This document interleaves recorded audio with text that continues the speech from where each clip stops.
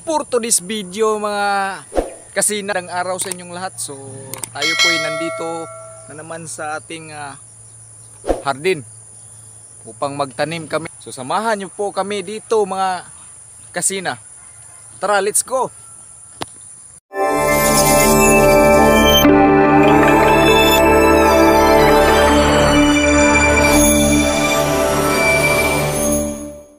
So panoorin nyo po kung nagustuhan nyo po itong aming pananim. At huwag nyong ilibing ng malalim. Kasi kapag ilibing nyo ng malalim, mamamatay yan. Bukan natin na mabubuhay ito. Tayin natin mga ilang araw. At nagpapasalamat po ako sa mga sulit kong supporter. Ako po ay nakabalik na ngayon. No? Tsaka yung page ko po sa FB page, yun ang ginagamit ko. Pero yung sa YouTube ko ngayon, ito na. Maraming salamat, nakabalik at na-recover ko na po ang aking channel po. Kaya mag-content na naman ulit tayo, no? Para patuloy tayong magkaroon ng iba't ibang klaseng content po. Ito naman mga kasina, ito po ay kamuti.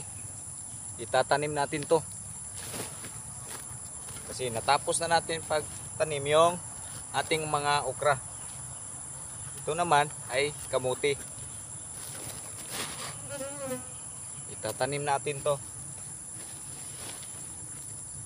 So ito na pong hitsura nila. Yan o.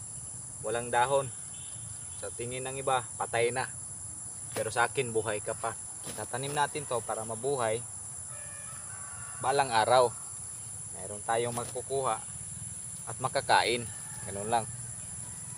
So, sa mga bago pang sa aking channel dyan, huwag nyong kalimutan follow, share at saka subscribe. Kung nagustuhan nyo itong aking mga walang kwenta pa ring video, nasa inyo na yan. Basta sa akin, magpapatuloy ako hanggang makamit ko ang mga pangarap ko. Pagtatanim po ng kamuti, ganito lang kasimple. Ito sa aming probinsya, kailangan marunong kang magtanim ng mga gulay, mga iba-ibang klaseng gulay para tayo ay mabubuhay. Kasi kadalasan dito sa amin, ang pamumuhay namin ay magtatanim ng mga gulay upang meron kaming maibenta doon sa market. Ganun lang kasimple mga kasina. Pagdarasal sa Panginoon na itong itinatanim namin ay mabubuhay ito upang meron kaming mapagkukunan ng mga anak buhay. Dito sa probinsya, tiyaga ka lang, may maaani ka.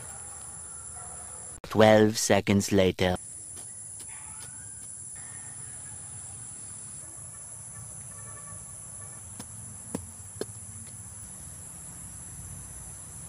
Na po yung natapos nating tinanim na mga kamuti. Ayan. Na para lang hindi nyo nakikita yun, no? Ayan. Ayan, oh. Yan po yung ating natanim na kamuti. Ayan po. So, hayaan natin yan kasi balang araw mabubuhay yan. Ayan. So, baka magtanong kayo, bakit wala po yung dahon? Pinapabulok ko muna yung dahon para sumibol ulit, no? Ayan po mga kasina.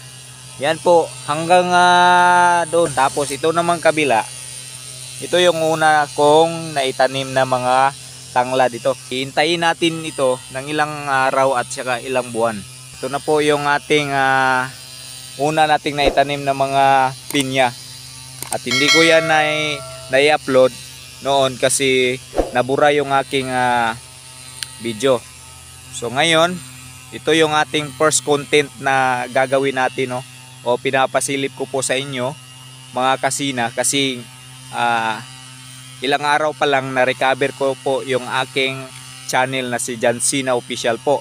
So nagpapasalamat po ako at ito po ngayon ang ating content na gagawin. Ayan, no? About of farming po ito, no? Sa pagtatanim ng mga prutas at saka gulay. Ayan. Ayan po ang ating produkto dito sa ating probinsya, no? Sa aming probinsya dito sa Zamboanga po. Aurora, Zamboanga del Sur. Kasi taga dito po ako. Sa ngayon, pangit pa kasi ito tingnan. Dahil ano po, hindi pa kasi siya nabubuhay, no? At ito naman, yan, nakikita nyo, nabubuhay na yan. So, intayin na lang natin yan ng ilang buwan tsaka araw. Ano yan, kakapal yan, no? At ito yung una kong mga tinatanim na mga kamuti. Ayan po. So, inuulan na ito kasi dito po sa amin ay tag-ulan po. Baka mamayang hapon po ay uulan naman dito. At dito naman sa gitna, dito po, yung nakikita nyo yung pinya na yan na para bang mamamatay. Ditong gitna na ito, tataniman natin ito ng ano po, pinya. Katulad nito. Ayan. Oh. So dito hindi ko pa na taniman. Ayan. At yung una nating itanim na mga kamuti, ito na po nangyari na. Ito na po ang kalalabasan. Pasensya na po kayo kung bakit marami pong tumubong mga damo o ano yan, ligaw na ampalaya. Pero madali lang yang patayin natin. Ayan. Oh, so ito na pong mangyayari. Oh. Ito na, ganito na po siya. Nabubuhay na talaga dahil lagi dito pong umuulan. Ayan po. So kapag magtatanong kayo kung bakit ganito ang ginagawa ko, kasi dito pinya, tapos diyan sa pinya rin, at sa gitna yung itong kamote po. Kasi kapag sumibol ito at saka lalaki itong pinya, ang mangyayari po nito mga kasina ay mawawala itong mga damo-damo na ito, at ang kakalat nito sa paligid ng pinya po ay ang kamote po. So hindi na tayo masyadong maglilinis. Ayan, at saka ang lupa naman po ay tataba yan. So maging po diyan, maging organic yan. Yan po ay abono din, no? So ganyan ang ginagawa ko. Pero kung mayroong magtatanong diyan, agriculture ba ako? Ay alam nyo po, hindi po ako agriculture. Isa lang po akong hamak na farmer po. Yan, no? Hindi po ako nag-aaral pa ng agriculture. Pero kahit hindi ka man agriculture, kapag marunong ka pong magtatanim, ay mayroon ka talagang maaani balang araw. Ito na po yung una ko pong naitanim na hindi ko po na-i-upload sa aking YouTube na ito. So ngayon, ito na lang po ang ating ito po yung aking pinapakita sa inyo. So nasiyahan po ako. Ayan, so nabubuhay na talaga siya. Ayan. Ganun lang kasimple ang pagtatanim. So ngayon mga kasina, naipakita ko na po sa inyo yung aking ginagawa dito sa aming probinsya. Kung nakita nyo po noong una ko pong mga upload na walang kwenta pa ring mga vlog, ay muli po tayong nagbabalik at nag-a-upload po ng mga bagong video na wala pa ring kwenta. At ito pong video na ito, about po ito sa ating pagtatanim ng mga gulay at saka prutas dito sa aming probinsya po sa Aurora, Zamboanga del Sur po. So ako po'y taga rito po. Tubo po talaga akong Bisaya, pero pasensya na po kayo kung medyo bulol ako magsasalita ng Tagalog. Kasi Bisaya po talaga ako.